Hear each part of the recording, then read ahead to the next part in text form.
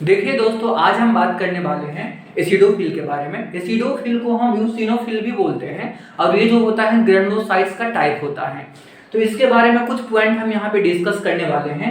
तो यहाँ पे टोटल जो होता है इनका 4% होता है, टोटल ल्यूकोसाइट काउंट का ये 4% होता है।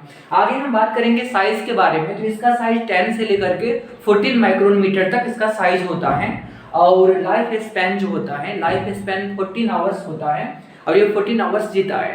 इसके बाद इनका शेप के बारे में हम यहाँ पे डिस्कस किया है। तो शेप जो होता है इसका अमीबॉइड शेप होता है, अमीबा लाइक इनका स्ट्रक्चर होता है।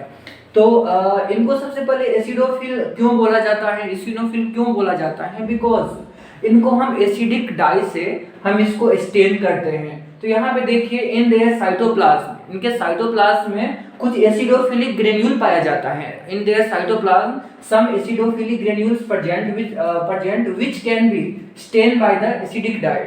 यूसिन डाई से, या एसिडिक डाई होता है यूसिन डाई, इसे हम स्टेन करते हैं क्योंकि इनके साइटोप्लाज्म में कुछ ग्रेन्यूल पाया जाता है जिसको हम एसिडोफिलिक ग्रेन्यूल बोलते हैं। इस ग्रेन्यूल को हम यूसिन डाई से स्टेन करके देखते हैं, इसलिए इसका नाम पड़ा है एसिडोफिल। आगे हम बात करेंगे कि इन एलर्जी दे सिंथेसाइज हिस्टामिन। ये काम क्या करता है, तो एलर्जी में जब एलर्जी होता है तो उसमें हिस्टामिन रिलीज होता है, तो ये सिंथेसाइज हिस्टामिन को सिंथेसाइज करता है और they protect body against the allergy and parasitic infection. ये हमारे बॉडी को प्रोटेक्ट करता है एलर्जी से और पैरासाइटिक इन्फेक्शन से। ये एसिडोफिल हमारे बॉडी को प्रोटेक्ट भी करता है।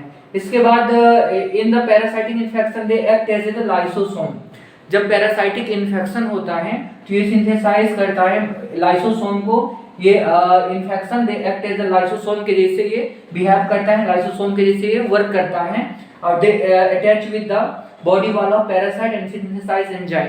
ये लाइसोसोम की तरह बिहेव करता है, एक लाइसोसोमल एंजाइम ये सिंथेसाइज करता है और विच डिसॉल्व द बॉडी वॉल, और पैरासाइट के बॉडी वॉल पे जुड़ जाते हैं और वो जो लाइसोजाइम होता है, लाइसोएंजाइम होता है, वो बॉडी वॉल को, पैरासाइट को डिसॉल्व कर देता है और पैरासाइट को डिस्ट्रॉय कर देता है। तो इसका ये काम होता है, पैरासाइटिक इन्फेक्शन के टाइम में भी वर्क करता है हमारे बॉडी में।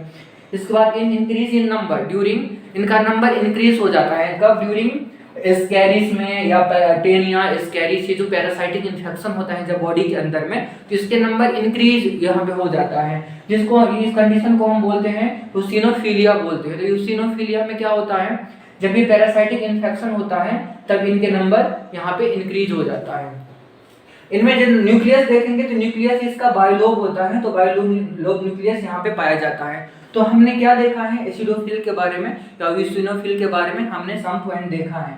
तो और भी बहुत सारे ग्रेनुलोसाइट्स के टाइप्स होते हैं यहाँ पे, acidophil, basophil, neutrophil. Basophil neutrophil के बारे में हम किसी दूसरे वीडियो लेक्चर में डिस्कस करेंगे। तो ये वीडियो थोड़ा सा भी आपको इन्फॉर्मेटिव लगा हो कुछ भी, तो आप इनको लाइक कर देना और सब्सक्राइब भी कर देना।